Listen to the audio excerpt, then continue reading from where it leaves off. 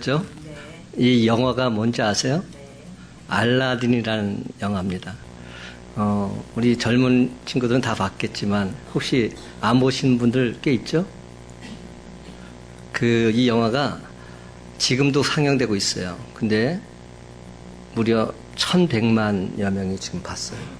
만약에 여러분이 안 봤다면 나는 1100만 중에 속하지 않은 겁니다. 저도 안 봤어요. 근데 저는 대신 헬스장에서 봤습니다. 야매로 본 거죠. 이 영화는 디즈니에서 제작 절찬 상영 중인 영화인데요. 오늘 제가 이 영화의 OST를 여러분한테 보여준 이유는 소원에 대한 이야기를 하고 싶었습니다. 우리 마음의 소원이 과연 무엇일까? 그리고 그 소원이 과연 어떤 것이 되어야 될까? 한번 따라해 볼까요? 마음의 소원. 마음의 소원. 이 영화는 이런 내용이죠. 만화를 본 사람들은 다 알 겁니다. 좀도둑 알라딘이 마법 램프를 찾아 나섰다가 우연히 3가지 소원을 들어주는 램프의 요정 지니를 만납니다. 요즘에도 그런 나오잖아요. 지니야? 그런 부탁하면 다 들어주잖아요. 그 지니입니다. 지니를 만나서 환상적인 모험을 겪게 되는 신나고 재미있는 뮤지컬 영화입니다. 3가지 소원이 나와요. 그런데 마치 이 영화처럼 어느 날 어떤 청년이 소원을 들어주는 요술 항아리를 발견했습니다. 요정이 나타나서 청년들에게 묻습니다. 주인님, 무슨 소원을 들어드릴까요? 그러자 청년은 기다렸다는 듯이 이렇게 말합니다. 저는 많은 돈과 세상에서 제일 예쁜 여자와 행복한 결혼을 원합니다. 그러자 요정은 난처한 듯이 묻습니다. 꼭 3가지를 다 원하십니까? 청년은 단호한 표정으로 말합니다. 예, 저는 돈, 여자, 결혼 3가지가 다 필요합니다. 그래서 마침내 그 청년은 얼마 후에 돈 여자와 결혼했다는 슬픈 이야기입니다. 아는 사람만 알아요? 돈 여자와 결혼했다. 그 소원을 들어준 거죠. 사랑하는 성도 여러분, 사람들은 대개 자기 수준만큼의 소원을 갖습니다. 자기 주관이 없고 자기 철학이 없는 사람들은 단순히 돈을 많이 벌어서 부자가 되겠다든지 먹고 입고 자는 것을 가장 큰 소원으로 생각합니다. 그렇지만 높은 수준의 사람일수록 그 생각하는 것이나 소원도 함께 높아지더라는 것입니다. 저는 이 말씀을 준비하면서 이 얘기를 발견하고 얼마나 가슴이 뛰었는지 몰라요. 어떤 얘기냐면 태양을 본 사람은 아무리 밝은 촛불이 있다 할지라도 연연하지 않는다. 제가 말씀을 준비하는데 이 글을 발견했어요. 태양이 있는 사람은 아무리 밝은 촛불이 있다 할지라도 연연하지 않는다. 왜입니까? 무엇이 더 좋은 것인지, 무엇이 더 큰 것인지 분명히 알기 때문입니다. 그러나 태양을 보지 못한다면 혹 촛불이 꺼지면 어떻게 할까 하면 촛불 하나에도 전전긍긍하는 인생이 되고 마는 겁니다. 사랑하는 성도 여러분, 우리는 누구를 만났습니까? 하나님을 만났죠. 빛이신 주님을 만났습니다. 우리가 진정 하나님을 만났다면 우리의 소원은 세상 사람들과 달라질 수밖에 없습니다.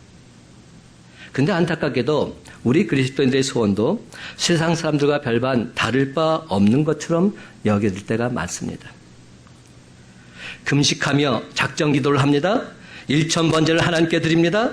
근데 그 기도 제목을 살펴보면 말은 하나님께 영광 돌린다 말하면서도 그렇게 기도하면서도 결국에는 자기 영광을 위한 기도뿐입니다. 결국은 나 잘 되기를 바라는 기도뿐이라는 겁니다. 주님 영광 받아 주옵소서 말은 하면서도 실질적으로는 내가 영광 받기를 원합니다. 그러다 보니까 내가 원하는 기도 제목이 이루어지지 않으면 이런저런 핑계를 대면서 주님의 교회를 박차고 떠나가기도 합니다. 만약 그렇다고 한다면 이 어찌 하나님을 믿는 하나님의 자녀들이라 할 수 있겠습니까? 우리가 하나님을 믿는 하나님의 자녀들이라면 하나님 그분을 진정 기쁘시게 해드려야 합니다. 그렇습니다, 여러분. 내가 하나님을 기쁘시게 해드리면 하나님께서 내 마음의 소원을 반드시 들어 응답해 주실 줄로 믿습니다. 그렇습니다. 우리 그리스도인들에게 있어서 진정한 소원은 하나님을 기쁘시게 해드리는 것이 되어야만 합니다. 그렇다면 여기 있는 저 이대성 목사의 소원은 무엇일까요?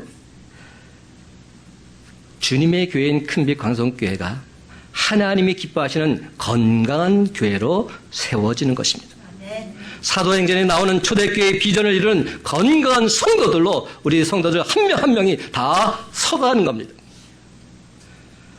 오늘 이 자리에 나와서 예배드리고 있는 분 가운데서 소원이 없는 분 아마도 한 사람도 없을 것입니다. 하지만 정말로 중요한 것은 그 소원이 과연 무엇이며 무엇을 위한 소원이냐 하는 겁니다. 오늘 읽은 시편, 우리가 너무 잘 아는 시편인데요. 다윗이 하나님 앞에서 품고 있었던 한 가지 소원을 보여주고 있습니다. 여러분, 다윗이 하나님 앞에 소원한 것이 얼마나 많았을까요? 소원할 것이 많이 있었겠죠. 원하는 것 많이 있었을 것 아닙니까? 그가 지금 어떤 상황이 처했는지 보십시오. 2절에 보면 악인들이 그의 살을 먹으려고 찾아오고 있습니다. 근데 안타깝게도 그를 지키고 보호해야 될 군대가 오히려 반역을 저지릅니다. 배신을 때립니다. 전쟁이 일어나서 다윗을 치려고 하는 상황입니다.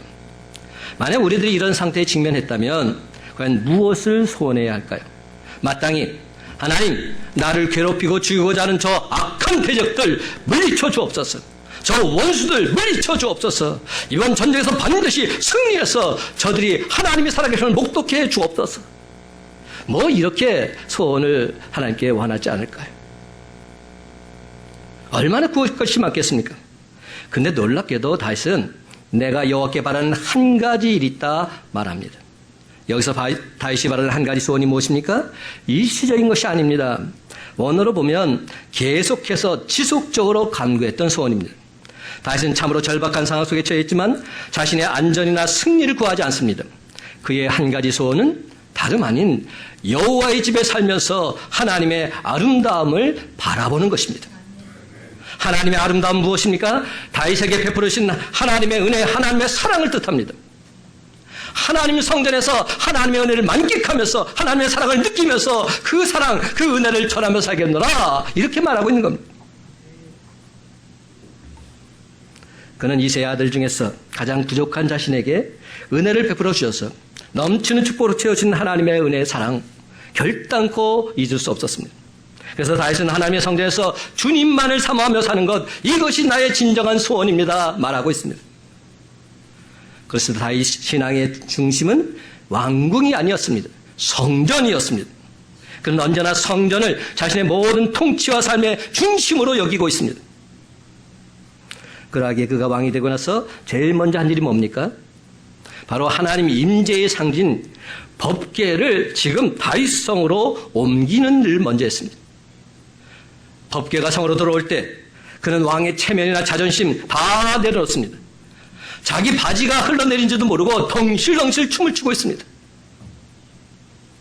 모든 신하 백성들 앞에서 하나님이 살아계심을 찬양하고 있습니다. 그만큼 다윗은 하나님의 임재, 하나님이 거하시는 성소 최고로 여겼던 사람입니다. 다윗 자신은 백향모로진 궁궐에 거하면서 하나님 말씀 법궤가 장막하게 있는 것 얼마나 안타까운지 모릅니다. 그래서 그는 성전 세우는 것을 사모하고 있는 겁니다. 그런데 하나님께서는 다윗이 전쟁을 통해서 피를 많이 흘렸기에 이를 허락하지 않으십니다. 그럼에도 다윗은 최선을 다해 성전 지을 준비를 합니다. 차고도 넘치도록 최고의 예물을 하나님께 올려드립니다. 아들 솔로몬이 성전을 완성하는데 전혀 어려움이 없도록 만반의 준비를 다하고 있는 겁니다.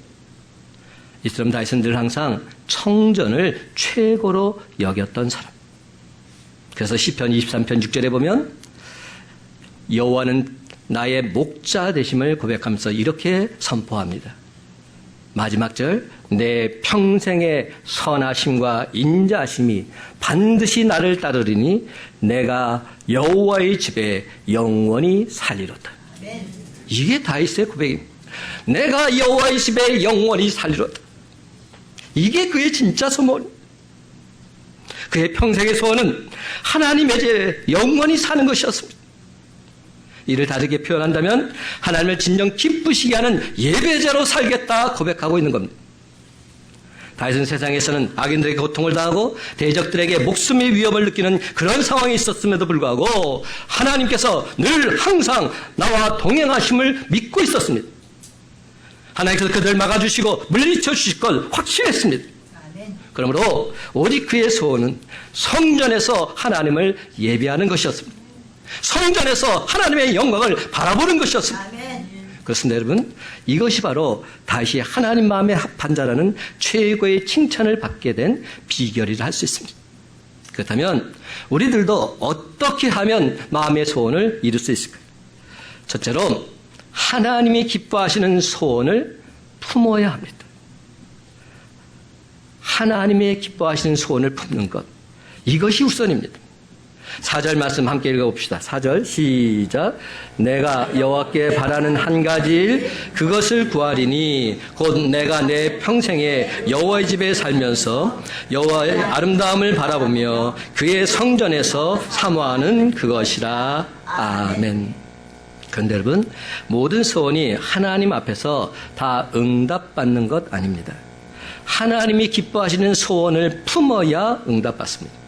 그래서 사도 바울은 빌립보 교인들을 향해서 이렇게 권면하지요. 빌립보서 2장 12절 13절 그러므로 나의 사랑하는 자들아 너희가 나 있을 때뿐 아니라 더욱 지금 나 없을 때에도 항상 복종하여 두렵고 떨림으로 너희 구원을 이루라. 너희 안에서 행하시는 하나님이시니 자기의 기쁘신 뜻을 위하여 너희에게 소원을 두고 행하게 하시느니라. 아멘. 우리는 예수님을 구주로 고백하고 하나님의 자녀가 된 사람들입니다. 그리고 항상 주님 말씀에 순종해야 마땅합니다. 두렵고 떨리는 마음으로 구원을 이루어 나가야 됩니다. 근데 여러분, 이 말은 좀 오해의 소리가 있습니다. 구원을 이룬다는 말, 어떤 분들은 그렇다면 아직 구원받지 못했다는 얘기인가 이렇게 반문합니다. 아니요. 구원을 이룬다는 것은 내 힘으로 내 능력으로 구원을 받는다는 그런 의미가 아닙니다. 우리는 예수 그리스도의 십자가 보혈로 구원을 받았습니다. 영생을 얻었습니다. 이미 천국을 유업으로 받은 상속자가 되었습니다. 그러므로 두렵고 떨림으로 구원을 이룬다 이 말은 구원받은 자답게 하나님의 자녀답게 살아라 하는 겁니다. 아멘. 하나님의 자녀답게 살아서 하나님이 살아계심을 증거하라. 이것이 진정 사도 바울이 빌립보 교인들에게 하는 말이죠. 이것을 뭐라고 말합니까? 성화의 삶이다. 구원받은 자답게 거룩한 삶을 살아라. 이것이 바로 사도 바울이 빌립보 교인들 또한 우리들을 향해서 주는 메시지인 겁니다. 그런데 우리가 주님을 닮아가는 이 성화의 삶에서 가장 중요한 것 무엇일까요? 어떤 마음의 소원을 품고 사느냐입니다. 사람은 어떤 생각, 어떤 소원을 품고 사느냐에 따라서 그 사람 말과 행동이 다 결정되게 되어 있습니다. 만약 내가 음악가가 되겠다가 소원을 품게 되면 먼저 내가 좋아하는 그 음악가를 선택을 합니다. 그리고 그 사람을 닮기 위해서 피나는 연습을 합니다. 좀 더 전문적인 훈련을 받기 위해서 음악 관련 전문 학교에 진학하기도 합니다. 그리고는 최선을 다해서 성공적인 음악가가 되기 위해서 힘써 달려가지요. 그러므로 우리들이 어떤 마음의 소원을 품고 사느냐 중요합니다. 사도 바울은 빌립보 교인들에게 너희 안에서 행하시는 하나님 먼저 바라보라 말씀합니다. 또한 하나님을 기쁘시게 하기 위한 소원 품고 살라 부탁합니다. 여러분, 이는 우리들이 소원을 품을 때 자신의 유익이나 기쁨이 먼저가 아니라 하나님이 기뻐하시는 소원을 품는 것, 이것이 중요함을 보여주고 있습니다. 그렇습니다. 하나님이 기뻐하시는 소원을 품어야 하나님이 기쁘시게 응답해 주십니다. 아멘. 다윗은 하나님 앞에 자기의 소원을 이루는 확실한 비결을 알았던 겁니다. 시편 37편 4절 말씀, 여호와를 기뻐하라. 그가 내 마음의 소원을 내게 이루어 주시리로다. 이게 무슨 말이죠? 내가 하나님을 기쁘시게 하면 하나님께서 내 마음의 소원을 기쁘시게 응답해 주신다. 그러면 내가 해야 될 일은 하나님을 기쁘시게 하는 삶을 사는 겁니다. 그러면 내 소원을 하나님께서 아셔서 들어 응답해 주신다 말씀하고 있는 겁니다. 사랑하는 성도 여러분, 내 마음의 소원을 품는다고 다 이루어지는 것 아닙니다. 하나님이 기뻐하시는 소원을 품는 것, 이것이 중요합니다. 그 이유는 우리의 소원을 이루는 것은 내가 아니라 내 속에서 역사하시는 하나님이시기 때문에, 하나님께서 내 소원을 이루어주시기 때문에, 내가 아무리 수고하고 노력한다 할지라도 하나님께서 도와주지 않으시면 아무 소용없습니다. 그러므로 내가 먼저 내 소원을 이루어주시는 전능하신 하나님, 그분을 온전히 믿어야 합니다. 그렇게 되면 당연히 하나님이 기뻐하시는 소원을 품게 되는 것입니다. 하지만 반대로 내 안에 동행하신 하나님을 전혀 의식하지 못하고 살아가면 자기 욕망을 채우기 위한 소원을 품게 될 수밖에 없는 겁니다.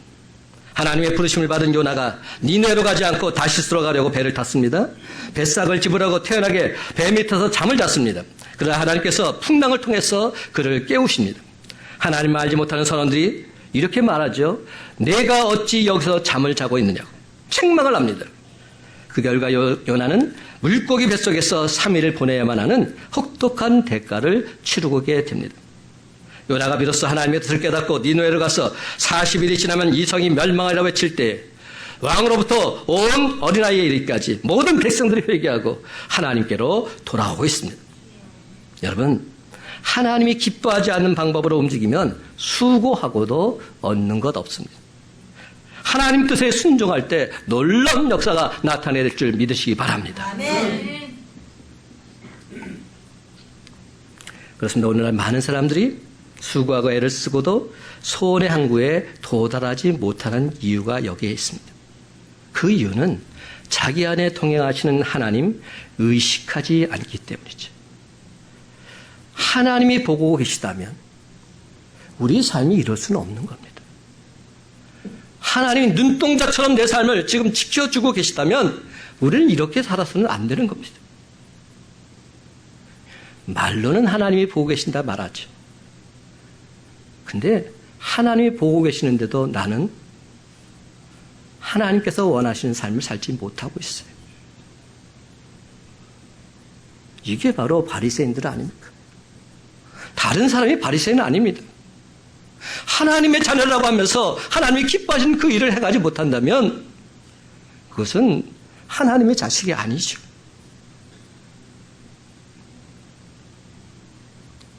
그러다 보니 자꾸만 자기 욕심, 자기 생각이 앞서게 됩니다. 그러다 결국에는 엄청 고생만 하고 물고기 뱃속에 들어가서 요나처럼 시련을 당하기도 하는 겁니다. 그러나 여러분, 지혜로운 아들 솔로몬 한번 보십시다. 물론 그 아들이 나중에는 어려움을 많이 겪었지만 처음 그의 모습은 정말 우리가 본받을 만합니다. 역대하 1장을 보면 그는 하나님 앞에서 1000번제를 드리고 있어요. 1000번제는 학자의 해석에 따라서 많이 다릅니다. 한 마리씩 1000날을 드렸다는 해석과 한꺼번에 1000마리의 소를 잡아 드렸다는 해석도 있습니다. 또는 당시에는 상번제를 드렸거든요. 아침과 저녁으로 제사를 드렸어요. 그러니까 500일 동안 드렸다, 이런 설도 있습니다. 어떤 것이 맞는지 저는 모릅니다. 하지만 중요한 것은 어떻게 드렸느냐 하는 방법이 아니라 어떤 마음으로 그 제사를 드렸느냐 하는 마음 중심에 있습니다. 오늘날도 소 한 마리를 잡는 것 얼마나 큰 일입니까? 하물며 1000마리 소를 잡아서 하나님께 드린다는 것 얼마나 힘들고 어려운 일이었을까요? 그렇지만 솔로몬은 하나님 앞에 자신을 온전히 드리고 싶은 열망이 있었습니다. 어떻게 해서든지 아버지 다윗의 위협을 계승해서 하나님이 기뻐하시는 나라를 만들고자 하는 간절함이 있었습니다. 하나님께서는 솔로몬 마음의 중심을 기억하시고 밤에 나타나서 그에게 이렇게 물으십니다. 내가 내게 무엇을 해주기를 원하느냐? 그러자 그는 즉각적으로 대답합니다. 백성들을 바르게 다스릴 수 있는 지혜를 주옵소서. 듣는 마음을 주옵소서. 아멘. 그렇다면 여러분, 오늘 이 시간 하나님께서 여러분에게 나타나셔서 가장 원하는 한 가지 소원을 말하라면 즉각적으로 말할 수 있는 그런 소원 여러분 다들 있으십니까? 제가 여러분한테 어떤 소원이 있냐 물으면 그 소원을 자신 있게 말할 수 있습니까? 이것은 준비되지 않고서는 할 수 없는 소원입니다. 솔로몬이 기도 중에 하나님 음성을 들었을 때 이렇게 즉각적으로 소원이 말할 수 있었던 것은 항상 그 소원을 품고 살았다는 겁니다. 그의 유일한 소원은 백성들을 바르게 다스리는 지혜가 필요했습니다. 하나님 말씀을 온전히 듣는 그 지혜가 필요했던 겁니다. 준비되지 않고서는 할 수 없는 그런 말입니다. 준비되지 않고서는 불가능한 일입니다. 하나님께서 솔로몬의 마음의 소원을 기쁘게 받으시고 그가 구하지 않은 부와 재물과 영광까지도 부어주신 줄 믿으시기 바랍니다. 그러면 사랑하는 성도 여러분, 믿음의 사람 다윗처럼 지혜의 사람 솔로몬처럼 늘 항상 하나님께서 진정 기뻐하시는 소원을 품고 살아가는 저와 여러분의 삶이 다 되시기를 주님의 이름으로 간절히 축원합니다. 두 번째로 마음의 소원을 이루려면 하나님을 전적으로 신뢰해야 합니다.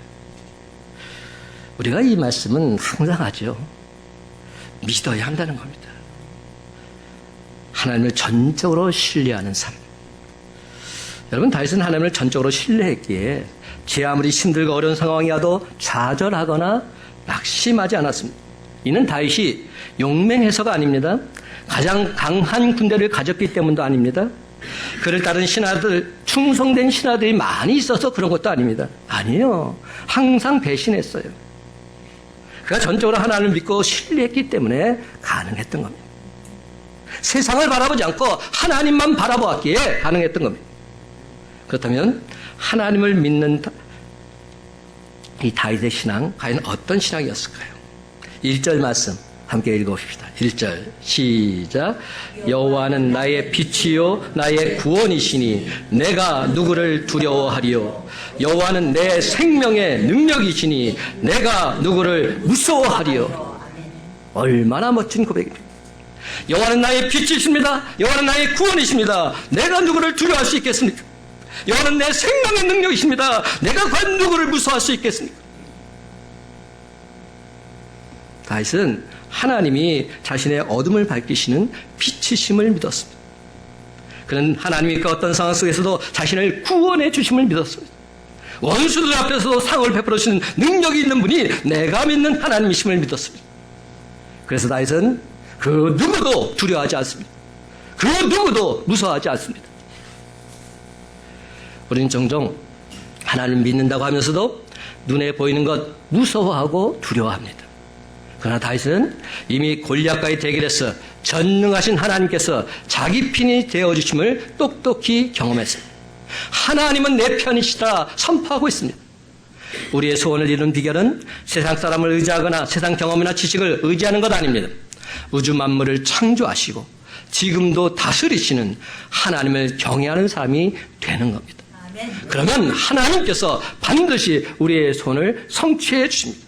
하나님의 승리를 똑똑히 목도하게 해 주십니다. 사도 바울 역시 다윗과 같은 담대한 믿음으로 하나님을 신뢰했던 자이죠. 그는 이렇게 반문하죠. 우리가 너무 잘 아는 말씀, 로마서 8장 31절 32절 말씀. 만일 하나님이 우리를 위하시면 누가 우리를 대적하리요. 자기 아들을 아끼지 아니하시고 우리 모든 사람을 위하여 내주시니가 어찌 그 아들과 함께 모든 것을 우리에게 주시지 아니하겠느냐. 우리가 아버지로 부르는 하나님께서 우리를 구원하시려고 독생자 예수 그리스도를 보내사 십자가에 달려 죽으시기까지 저와 여러분을 사랑해 주셨는데 모든 것을 우리에게 베풀어 주는 것 너무나도 당연한 일 아니겠습니까? 가장 귀한 목숨까지 던지신 분이 하물며 그 무엇이 아까워서 당신 자녀들을 구원하시는 것 외면하시겠습니까? 절대로 그러실 리가 없죠. 그러면 사랑하는 성도 여러분, 정작 중요한 것은 저와 여러분의 믿음입니다. 이방인 중에서 예수님으로부터 최고의 칭찬을 받은 분이 있죠. 그는 로마의 백부장입니다. 자기 하인 가운데 하나가 중풍병에 걸렸습니다. 백부장 정도 되면 하인 하나 무시해도 괜찮습니다. 만약 죽어도 다른 하인으로 교체하면 되는 겁니다. 근데 이 백부장은 자기 하인을 너무나도 사랑했습니다. 때마침 예수님께서 병든 자를 고치신다는 소문을 듣고서 예수님을 찾아뵙습니다. 그리고 자초지정을 이야기합니다. 백부장의 말을 들으신 예수님은 마음에 감동을 받으시고 당장 가서 고쳐주겠노라 말씀하십니다. 그 순간 백부장이 뭐라고 말합니까? 예수님, 내 수하에도 신하들이 많이 있습니다. 그들은 가라면 가고 오라면 옵니다. 예수님께서 어찌 우리 집까지 오시겠습니까? 주님이 내 집에 들어오심을 나는 감당할 수 없습니다.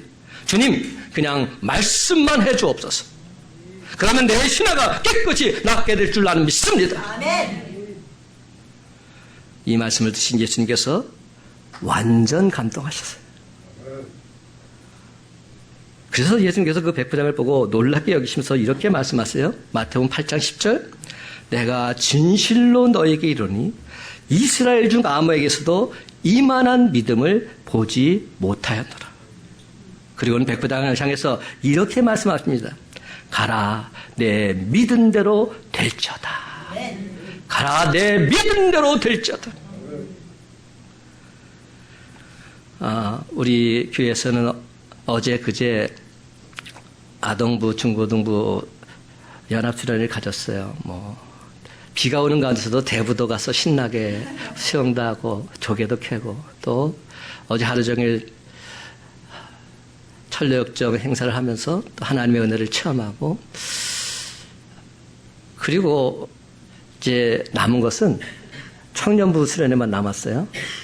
근데 오늘 그 조대희 전사가 청년부 수련회 자금 마련위해서 이제 수제로 만든 게 있다고, 그것을 교인들한테 좀 팔아도 되느냐고 묻더라고요. 그래서 해라.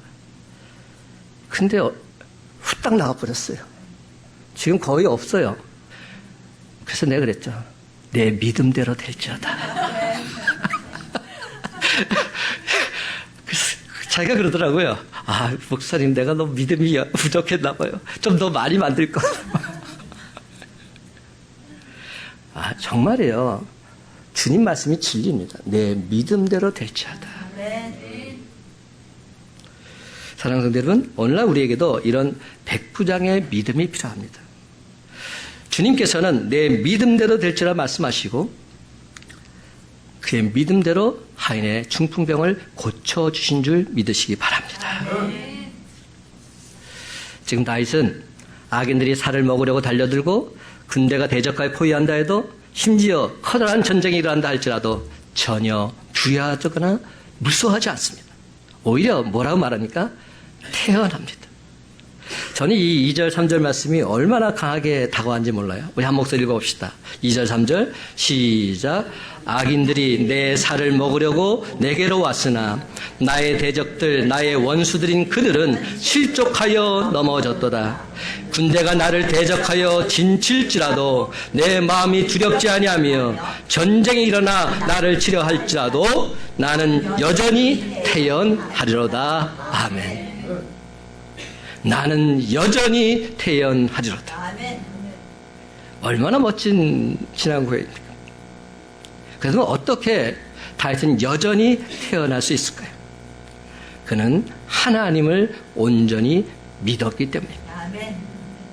하나님을 전적으로 신뢰했기에 나는 여전히 태어나리로다 선포할 수 있었습니다. 하나님을 믿는 자의 입에서 나오는 참된 신앙 고백인 것이죠. 사망의 음침한 골짜기로 다닐지라도 그는 전능하신 하나님이 늘 항상 동행하심을 믿었기에 당당하게 말합니다. 우리가 너무 잘 아는 시편 23편 말씀을 보면 주의 지팡이가 막대기가 나를 안위하시나이다. 내 잔이 넘치나이다. 내가 여호와의 집에 영원히 살리로다. 그러므로 사랑하는 성도 여러분, 그 어떤 상황 속에서도 하나님을 믿고 신뢰했던 다윗처럼 늘 항상 내 잔이 넘쳐나는 기쁨을 맛보면서 마음의 소원을 온전히 이루어 나가는 저와 여러분의 삶이 다 되시기를 예수님의 이름으로 간절히 축원합니다. 마지막 세 번째로 마음의 소원을 이루려면 가장 중요한 겁니다. 하나님을 예배하는 자가 되어야 합니다. 하나님을 예배하는 자가 되는 것. 5절과 6절 말씀 함께 읽어봅시다. 5절과 6절입니다. 시작. 여호와께서 환난 날에 나를 그의 초막 속에 비밀히 지키시고 그의 장막 은밀한 곳에 나를 숨기시며 높은 바위에 두시리로다. 이제 내 머리가 나를 둘러싼 내 원수에 들리리니 내가 그의 장막에서 즐거운 제사를 드리겠고 노래하며 여호와를 찬송하리로다. 아멘. 여러분, 다윗은 하나님이 가장 기뻐하시는 것이 무엇인지 알았어요. 예배구나. 하나님이 가장 기뻐하시는 것은 예배구나. 그래서 그는 예배만큼은 결단코 내려놓지 않고 있습니다. 다윗은 언제 어디서든지 하나님께 예배 드리는 것을 사모했습니다. 하나님을 향한 찬양과 감사의 제사 결단코 잃지 않았습니다. 그렇습니다. 지금도 하나님은 진정 예배하는 자를 찾고 계십니다.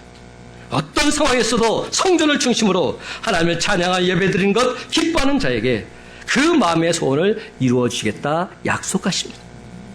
그렇습니다. 여러분, 예배가 우리 인생의 성패를 좌우한다는 사실 꼭 기억하시기 바랍니다. 예배를 온전히 드리는 것, 이것보다 하나님이 더 기뻐하시는 것이 없습니다. 성전에서 온 마음과 정성을 다해서 하나님께 예배드린 자에게 하나님께서는 크신 은혜와 복을 예비하고 계십니다. 어디로 가든지 형통의 축복을 허락해 주고자 기다리고 계십니다. 그렇다면 오늘 시간 여러분 마음속에 품고 있는 지속적인 소원 과연 무엇입니까?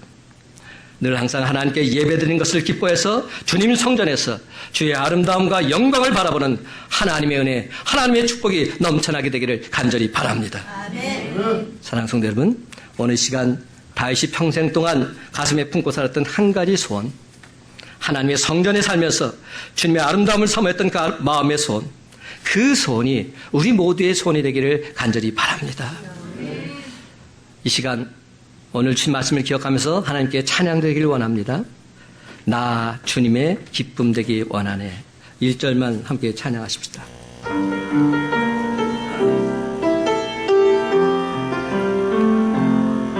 나 주님의 기쁨 되기 원하네. 내 마음을 새롭게 하소서. 새 부대가 되게 하여 주사.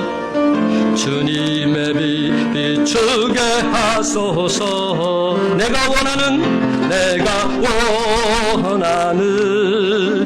한 가지 주님의 기쁨이 되는 것. 내가 원하는 한 가지 주님의 기쁨이 되는 것. 내가 원하는 한 가지 주님의 기쁨이 되는 것. 내가 원하는 한 가지 주님의 기쁨이 되는 것.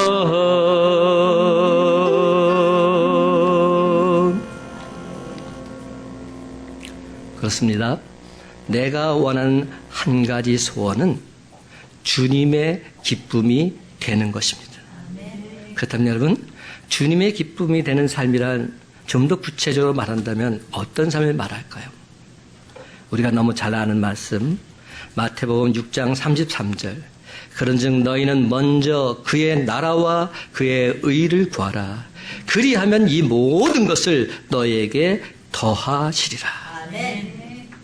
그것은 바로 먼저 하나님의 나라와 하나님의 의를 구하는 삶을 사는 겁니다. 그렇다면 하나님의 나라는 뭘 말합니까? 교회를 뜻합니다. 하나님의 의, 하나님의 뜻은 예배를 의미합니다. 그러므로 주님의 기쁨이 되기 위해서 우리가 반드시 해야 될 일은 하나님의 나라인 성전에서 진실된 마음으로 하나님께 예배드리는 삶을 사는 겁니다. 그러면 하나님께서 기뻐하셔서 우리의 삶을 통해 영광 받으십니다. 그런 중심을 보시는 하나님께서 우리의 예배를 기뻐 받으실 뿐만 아니라 우리가 원하지 않는 것까지도, 우리가 구하지 않는 것까지도 모두가 다 알아서 해결해 주시고 누르고 넘치도록 부어 주실 줄로 믿습니다. 제가 요즘 새벽마다 창세기서를 한 장씩 강의를 하고 있어요.